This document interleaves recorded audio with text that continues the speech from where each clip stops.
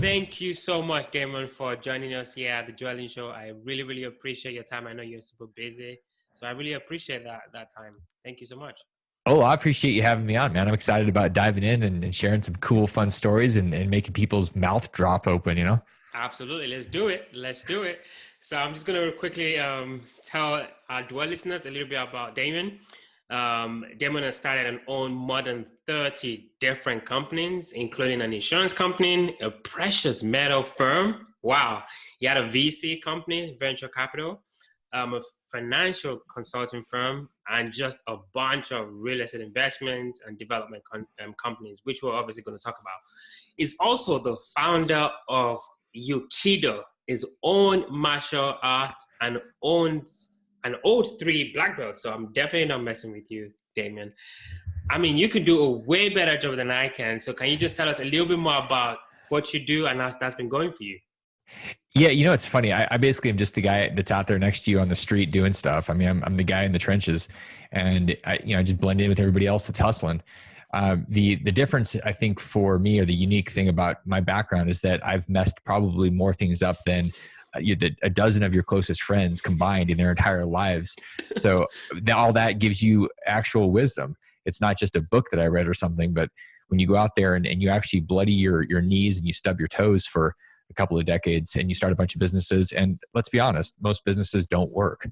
So you do them and you learn, and then you do your best to not make the same mistakes again, and then you do better the next round. So that's the trick. It's the hack. So I love Tim Ferriss. There's a little bit more involved than 4 hours to each week to make yourself a success, and you got to be willing to make mistakes and then learn from those, and then you get better, and then you become there's a mastery process, but it takes time, and that's the hack that takes years, and I think it's the one that most people overlook. Wow. I mean, this is so powerful. There's a bunch of stuff in there. And I believe this applies to whether you're in business or you're a real estate investor or whatever. So when you get the bloody knees and when you get punched, like I call it, punch in the stomach. I missed out on a deal on an auction today. I thought I was going to win that auction, but I just felt like, oh my God. What are the things, before we even dive into our conversation, how do you manage those situations when you get punched in the stomach? Well, there's a couple of things that are really important for me. One is having really, really supportive people around. And some of these things might seem obvious, but they're really good reminders. And one of the things that I've screwed up on is that I forget the really obvious stuff in the middle of the emotionally traumatic events in my life. So I miss a deal and I forget to go back to people that are really supportive. And I forget to get busy again. I sit there and I wallow in a corner by myself. And I think that gets us really stuck, and it gets us into our head, and we need to get out of our head and back into the field. So just making sure that you have a constant rhythm. And this is why like mastermind groups and coaches and people around you are so dang important. And then the other thing that's important is not having one deal or one customer or one thing, because if that one thing doesn't work, your life is over. Like when I had my life in 2008 that was completely real estate and I blew it up, my entire identity was real estate. I lost $20 million worth of real estate. A $5 million net worth went up in flames and turned into a negative $5 million. And because I was my financial statement, I didn't have any idea what to do. I was lost. And that can happen if we only have one focus and our entire being is connected to that one thing, and that thing changes. Things change all the time. I mean, you have an event, and we call it a black swan event, like 9/11 or the event, unfortunately, not too long ago in Vegas. Those types of events, nobody's planning that they're going to happen. And if you're taking action all the time, you can push yourself right past it, but you've got to be taking action constantly. That means not having just one thing and that being your entire focus, because if that changes, you're in deep trouble. Wow. And first and foremost, just before we start the show, our hearts and, our prayers and our thoughts goes out to, the victims of such an horrific event in Vegas. But just to kind of go back to everything you said, I mean, there's so much ways we can go. So I think one tactical thing our Dwell listeners can take away, myself included, is when you get that feeling of, oh my God, nothing is working. One, go to somebody that is close to you, right? Usually for some people, the obvious person is your spouse, right? But then isn't there like a spouse, or as you said, a mentor or somebody else in our corner, a mastermind group, which is just a group of like-minded folks. But like, let's say it's your wife or your husband, right? How do you know that you're not essentially turning them into your, I would say, your psychologist? How do you define? How do you thread that fine line? I'm just curious. Yeah, I think it's actually a really dangerous thing to go to a spouse or a significant other and bury them in the stuff. It's oftentimes what you really want is just somebody to listen to you so you can get it out of you. Back in 2012, I wrote a book called Reinvented Life, and I wrote it because I had all of these experiences. Like when a deal goes bad or something hits you and it punches you in the stomach and you're stuck with it, it's just festering. And I needed to get all that stuff out of me. So I wrote this book, and I needed somebody to listen. And for me, that was just the universe. The universe was going to listen to me writing this book, and I was getting it out.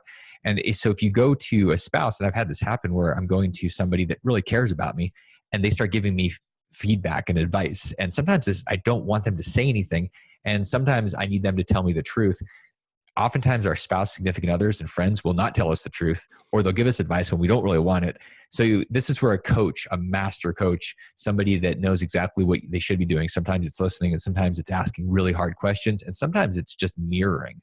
It's really just feeding back what you said. And then, because oftentimes we just need to hear ourselves say things. And if somebody's holding space, that's the most powerful thing. It's not the advice that somebody gives us. It's the advice we already have inside of us. That's what we can use and realize that we're our own guru, instead of saying, okay, somebody else has the answer. That's usually not the truth. The truth is we've got this wisdom built up inside of us if we'll just listen to it. Wow, oh my goodness. I just really hope the dual listeners are following. I'm paying close attention to everything you're saying. This is so amazing. This is so amazing. Okay, so you mentioned 20 million, and then 5 million net worth. We can't just brush over that, Damion. How the hell did that happen? I mean, of course, the credit crunch, the recession was a crazy time for every single one of us. But can you just elaborate a little bit more on that, that little section of your life? I'm very, very interested. Yeah, what's fascinating about that number for a lot of people that are listening, you might think, wow, that's. I mean, I just want to buy a couple of houses, or I'd like to have a little bit of rental property, or something that I can use for retirement. So that's not even in my world. Well, I started off listening to an infomercial. I bought a few houses, and that's my deal. I was doing something, kind of making it up as I went. The problem is I didn't really have a deeper why. Like, I wasn't doing this to make some money for my family so that we could have more time together. I didn't have a deep-seated why that was based on a vision for my life or a mission. I really didn't have any values governing anything. So it was a freaking free-for-all. I mean, it was literally anything goes and the ends justify the means. And it was never enough. So I got my first few houses, then I bought 10, and then it was 20, then 50, then I was up to 150 houses. It didn't matter how many I had. It didn't matter how many I hit, 1 million, then 2, then 5.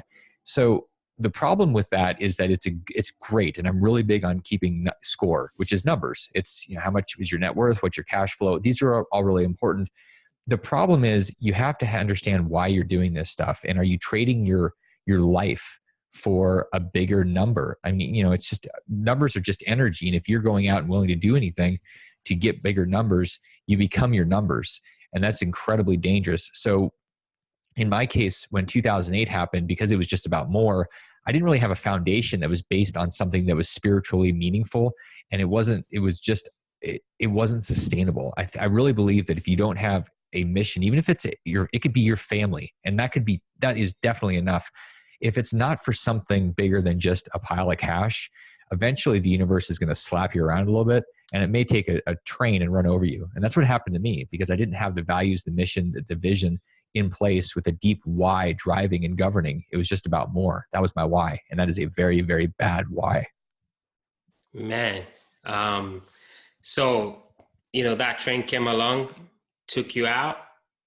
How did you get yourself back up, and what did you do?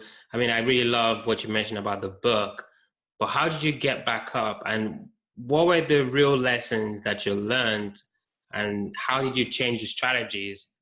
And how was that process like for you? It's such a big, huge loss.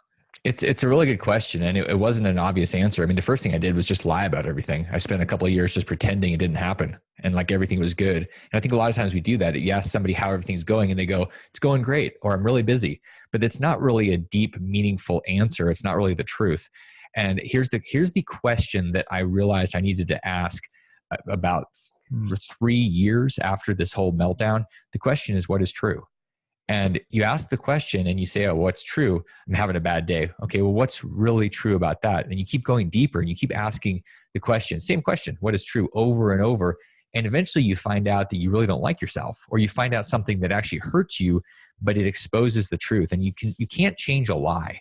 So once you get to the truth, you can start saying, okay, what do I want different? Who do I want to be?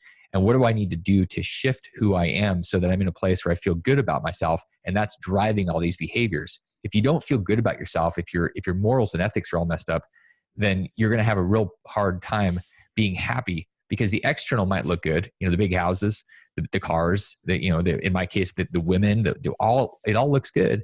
But the problem is inside there's a mess, and you can't have an external that's really in line with your internal. If your internal is all messed up, it doesn't matter how much bling and cash you have. You're going to have a rough existence. So this is really fascinating stuff, Damion. So you had to have created a new why, right? And also you had to have found out a new way of getting to that why. So what were the things that you did, and why did you choose those approaches? Well, something in this whole process in 2011 and 2012 kind of hit me, and I realized that I had just been focusing on more. And I think for a lot of us, we work, a lot of times it's jobs, or maybe we're doing investing, and we have a certain number of years that we're putting in. It's like a strange forced bondage that we do on ourselves. And I was avoiding things like relationships. I was avoiding a lot of the travel that I wanted to do. And ultimately, I want to say it was 2013. I was sitting down with my dad, and we were having coffee. And it may not sound really exciting, but this was the last time I ever really had a conversation with him, because he was stage 4 in fighting cancer, and he died a few weeks after this. And we sat there, and I was getting past the whole ego driving my life. And I just said, Dad, thanks for being in my life. And we sat there and we cried together, knowing it was probably our last conversation. And he looked at me and he just said, I had so many things that I wanted to do. And I felt regret. I felt his regret. And I thought, okay, you know what? I'm not doing that. I'm not going to have my final weeks thinking and feeling that regret. So what is it that I want to do? And this is a question for all of us. If we were at our final day and looking back, what would we need to say? What would we need to have done so that we said that was spectacular without regret? And I realized I'm a teacher, that I love teaching. I teach martial arts. I teach financial literacy. I teach investments. And to me, the only way that you can truly teach is if you've done something. Otherwise, you're regurgitating. So I needed to invest, and I needed to be a martial arts practitioner in order to teach. Otherwise, I can give you a book and you can go study it. But why are you listening to me? Because I've actually gone out and done it. And that's, to me, a life without regret. When you realize who you are and you show up and you live that way, so that you look back and you shake your head and you go, you know what? That was spectacular. No regrets. Man, I mean, Gary Vee says something similar to this.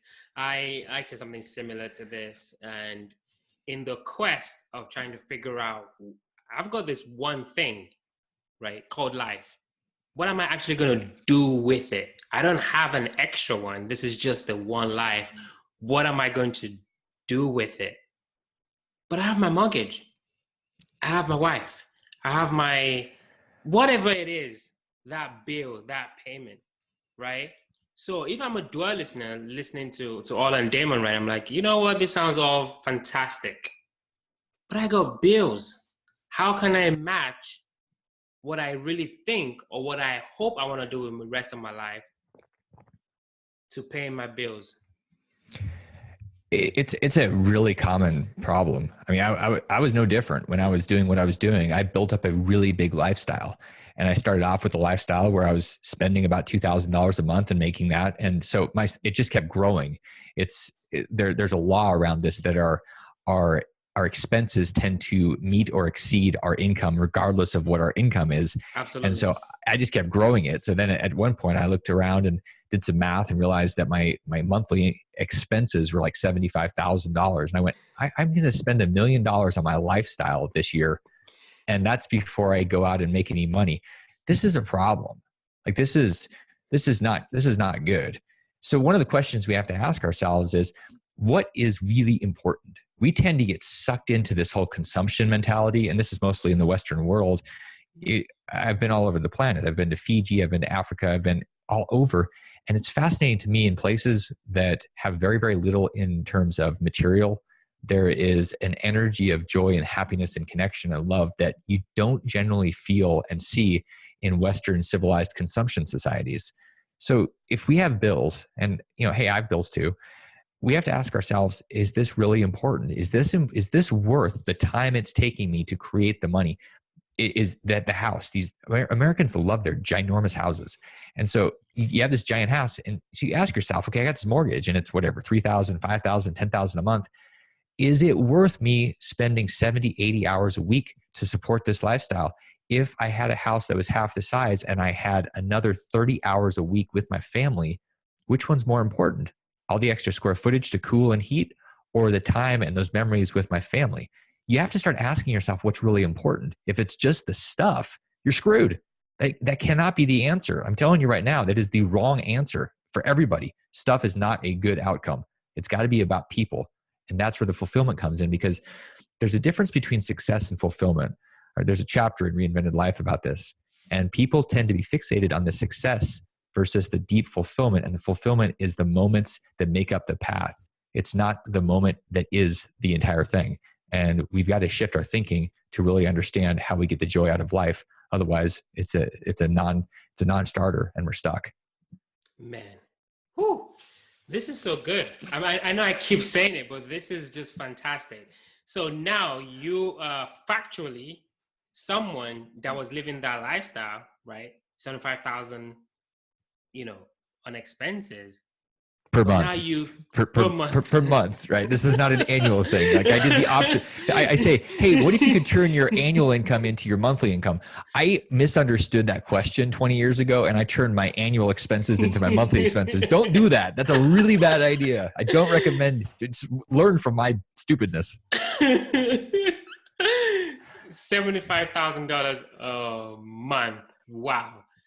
But now, clearly, you've factually changed that to hopefully a drastically low number, right? And I think this is also interesting to mention. I mean, I was born in Nigeria, in West Africa. I lived in the UK. And yes, I do understand, and I've been to Thailand. My wife's from the Philippines. So I do understand what you're talking about when you talk about other people in the parts of the world. The equation of material things directly proportional to happiness, it just doesn't exist there. These people have nothing, and they're somehow miraculously almost happy. So why is that? It's a very Buddhist philosophy. It's the philosophy of non-attachment, being open to all things and attached to nothing.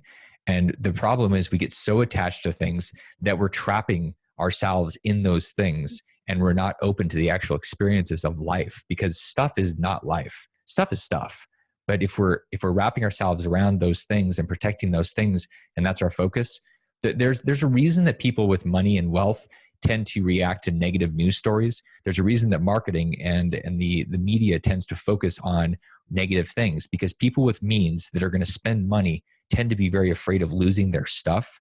And the people that have nothing tend to not be very afraid because they have nothing to lose. So think about that for a second. That's a really fascinating way. It doesn't mean go give everything away, but it might mean that you're trapping yourself and you're your own problem. Huh. Wow, that's super, super interesting. Never, ever heard about that one before. My question is, so now you've drastically reduced that expense, the monthly expense number. How has your life changed? You're now in the promised land. So tell us the truth. Are you happier? The difference with dropping the number is that I do things that when I look back, if I looked back a year from now on my credit card statement, I can tell you, I can look at the thing and go, oh, you know what, that meal I had that was whatever, $100, $200, I can actually tell you why I was there. I can probably tell you who I was with. And I couldn't do that when I was spending like crazy. So my number is lower. I'm not poverty stricken. And this isn't about giving everything up and being a minimalist. That might be the right thing for you, but it's really about knowing why you're spending money, why you're consuming, why you're trading your time for it. And one of the things that happened with the recent election, there were a lot of people that were really, really frustrated because they're really hardworking people. They care about their family. They care about their community. They want to go to work and they want to have a barbecue. They want to spend time. There's some great books about this. The White Working Class was a book that I recently read. And I think Joan, I forget her name, she talks about how there's this population in the United States that doesn't want more stuff. They want to have the respect of work and they want to have time with their families. So a Ferrari isn't going to do anything for them. They just want to have a barbecue and they're happy. Maybe a little football. It's simple and it doesn't need to be more than that. But we're bombarded by messaging that it has to be more. If you have these shiny things, you're going to be happy. That's crazy. It's not true. Man. Okay.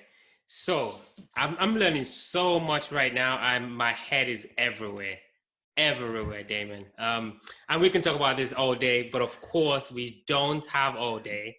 So let's kind of switch gears a little bit, right? So I'm a listener and I'm like, hey, Damion, I love this stuff. And you're absolutely right.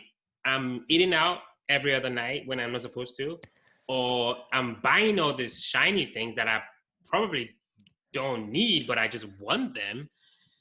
And I'm getting older. So help me, walk me through a pathway to a better retirement.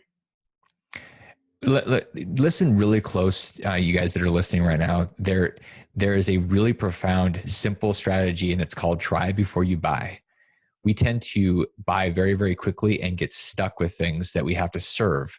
So we become literally slaves to these things. And whether it's debt on a new car or a boat or whatever it is, if you will try things that seem appealing instead of buying them immediately, you'll find that you're unleashing your own energy and your own resources in a way that you can't even imagine it. So we'll get to the actual investing in a second, but if you'll just stop with I'm going to buy this thing and be stuck with it, and then all my time and energy is going towards serving that, it's like when there was a Corvette I loved, or I thought I loved, and it was on my vision board. And I thought, I'm going to go see if I really like this thing. Do I want to drop $80,000? And I went and I rented it for a weekend. And I said, you know what? I don't want to buy that. It was $400 and I was done. And guess what? That saved me from probably $1,200 a month for like 7 years. So that one strategy to start, because if you're digging yourself into a hole and you think, okay, I'm on my way to retirement, I'm getting older, and you keep digging, dude, the first thing is to stop digging. So this is a really good strategy. Doesn't mean you just give up on your life. I had the experience. I got to drive the thing.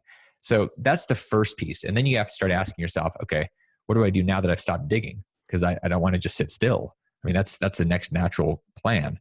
So the first thing that you want to do is you want to leverage other people that have gone before you. I mean, this idea that we're going to go make it up, it's a very rugged, individualistic American philosophy. We do things on our own. That is also one of the stupidest things I've ever heard. Investing in business is a team sport. And so the idea that you should do this on your own and not get help from other people is what we're taught in school. Don't cheat. Don't ask for help. That's also ridiculous.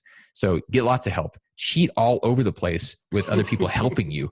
These are really good ideas in investing in business, and you get a lot wealthier and you have a lot bigger impact. So that's the start of it. And then we can continue from there. Awesome. I mean, it's like the word itself, entrepreneur. I mean, just generally is to like get in between, right? You kind of leverage on everybody else's expertise, and you're just kind of like the orchestrator, right? You're just kind of moving people around. And I mean, I know all about that. Working on the deal with like, the seller, the architect, the title company, the lender. It makes absolute sense. So real estate as an investment or / retirement instrument. What do you think about that?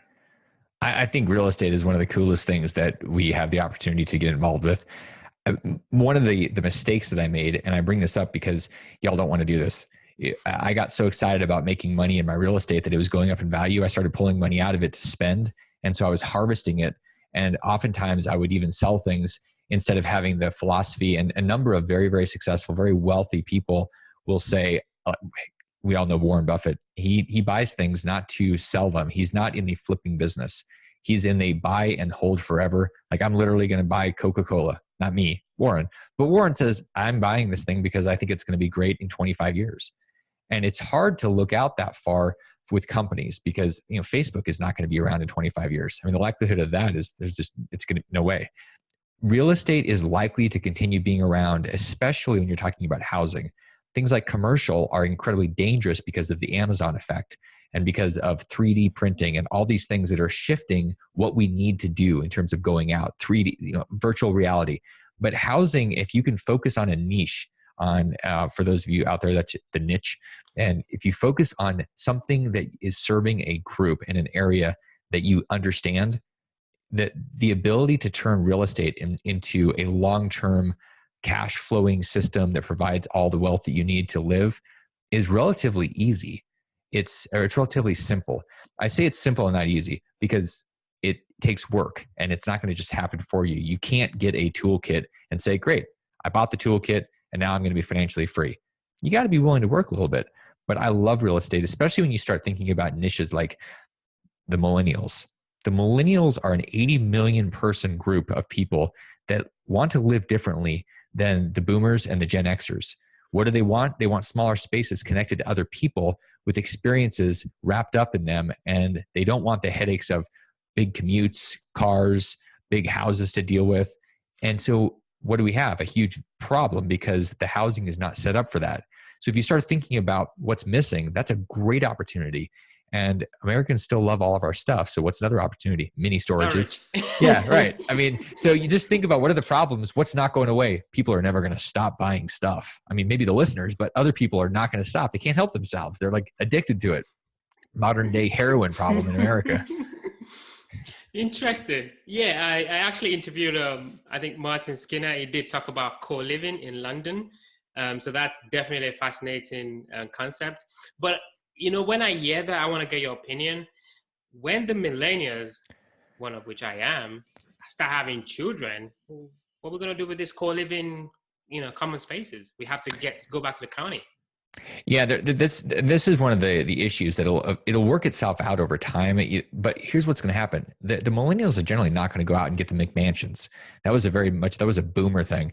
It was more space. They're going to be more about their impact, the footprint that they have. There's a social impact, a social consciousness that's different in this generation. And so when you think about what kind of housing you're going to invest in that's maybe long-term for this generation when they have kids, it's probably smaller houses. It's probably closer to the actual experiences and the stuff still. It may not be a 1-bedroom or a studio, but it might be a 3 or 4 bedroom, just a smaller footprint and things that are more eco-friendly, that it's not just about consumption and using tons of energy. It's going to be a house that serves itself, that has solar panels. I mean, all these things matter. And people are starting to say, I'm not looking for the cheapest one. I think the millennials are shifting away from the Walmart focus and more to how do I feel about myself with the decision I'm making right now, how I'm living, what I'm buying.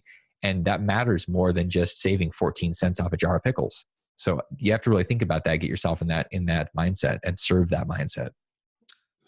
This is just fascinating. This is just so amazing. We definitely have to get you back. I mean, I'm learning so much stuff, and I can just imagine our dual listeners are also learning. However, we're definitely going to be dwelling into the quick round now because we just don't have enough time. So these are going to be quick questions, quick answers. First question, Damon. What is the differentiating trait that separates you from the next guy or the next gal? The absolute candor in the conversation. I do not pull punches, and it makes most people incredibly uncomfortable, except the ones that are ready to take responsibility. So I am the person that you don't want to go to if you want the truth, or if you don't want the truth, because I'm going to give it to you. So I'm intense about that, but you also know exactly where you stand, and I do it gently, but it is very uncommon. Most people are not willing to stand in the truth and share it. Awesome. Next question. What is the last book that you read, and what was the one nugget that you learned from that book? The last book that I read, I usually read about 5 at a time. The last one I just finished was Deep Work. And one of the things that I realized about that was that I needed to shift myself away from the physical environment that has my distractions, whether it's books, phones, computers, and literally move myself somewhere else and focus on just the one thing of the creation. So we all have this piece of us that wants to create something. And I needed to move myself into a different space and then carve out the time. And there's two nuggets. The other nugget was that there's a timing factor that our willpower, and Dunning in his book about willpower talks about this, that the timing is important. I do my best work in the morning, so I don't work on my next book that I'm writing at 4:00 in the afternoon. I have no discipline, no willpower, no energy. I just want to go to happy hour. So I do my writing in the morning. It's when I'm focused and I'm not thinking about, hey, you know what? An IPA sounds really good. So knowing when you are at your best and focusing your best work in that best time zone. Fantastic. Fantastic. I'm so excited. I'm just super, super pumped. Last question. You've got a ton of stuff going on, a ton. I mean, you've written 5 books, you're writing another. What do you do for fun? See, that's the thing about living in a space as a teacher, because I'm always thinking about how do I teach and how do I create more. And the way that we teach, when we're teaching something, we have to really learn it. And so growing it's one of our 6 human needs. So if you think about my work, I'm always in that space of growing. So my eyes are really big and I'm excited and I'm connecting and sharing. So I'm having fun all the time. I think the reason people go, like the obvious question is, seems like you work all the time. What do you do for fun? Man, I'm having fun 24/7. Sometimes it's stressful. I am having fun, and it's because I get to do the things that I love, and I'm thinking about how I'm having an impact on people. So my love of the impact and the sharing creates wealth. And so these things work together, and it's not one or the other. Oh, that is so true. That is, I mean, the past, 30 or so minutes we've been talking, I have had nothing but fun. I mean, my neurons are firing in my brain. There's so much good stuff. So I can definitely relate to what you've said. So I'm a dual listener in my car. I'm away from work, going to work, whatever. Like, I like this guy. Oh my goodness. I want to learn more. I want to reach out to this guy. Can I reach out to this guy? How do we get through to you? You're going to find everything that I'm working on. You're going to find it at DamionLupo.com. And the show that I'll be sharing more of these ideas is Transformation Nation. And so you'll be able to find that on the site. So just go to DamionLupo.com. I've actually got a lot of things that you can grab, different things. Like there's a workbook for the book I wrote 5 years ago called Reinvented Life. There's a workbook you can download there. So DamionLupo.com is going to bury you in resources. You just go over there and I'll keep giving you more stuff until you beg for mercy. So that's the place you want to go visit. Thank you so much. And we're definitely going to put that in the show notes as well for our listeners, and they can just click on it. So you know what? I cannot thank you enough. I've learned so much stuff myself. I really appreciate you spending time with us. Thank you so much. Oh, that's been a pleasure. I'm really happy to have been here, and I appreciate the work you're doing, and I look forward to visiting with you and everybody again. Sweet.